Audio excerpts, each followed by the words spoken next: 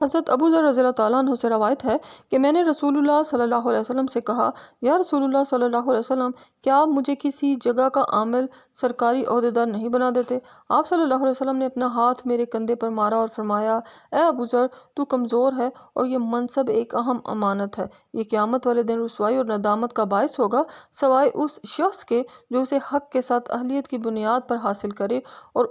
اس میں ان لوگوں کو سرکاری مناصب حاصل کرنے کی اجازت دی گئی ہے جن میں دو شرطیں موجود ہوں: ایک منصب کی اہلیت اور دوسری اس منصب کی ذمہ داریوں کی ادائیگی کی استعداد و قوت۔ جیسے کوئی حکمران بنے تو عدل و انصاف قائم کرنے اور اس کے تقاضوں کو بروئے کار لانے کی صلاحیت اور قوت سے بہرہور ہو۔ کسی بھی شعبے کا انچارج بنے تو اس کی اہلیت اور اس کی ذمہ داریوں کی ادائیگی کی استعداد سے مالا مال ہو۔ گورنر یا کسی شعبے کا وزیر، مشیر یا کلرک وغیرہ جو بھی بنے، اس کی اہلیت بھی اس میں موجود ہو اور دیانت اور امانت سے اس کی ذمہ داریوں کو ادا کرنے کا جذبہ اور استعداد بھی ہو، کیونکہ یہ بہت بڑی امانت ہے۔ مذکورہ شرطوں کے بغیر اسے حاصل کرنا ایک خیانت ہے جس کی سخت سزا قیامت کے روز اسے بھگتنی پڑے گی۔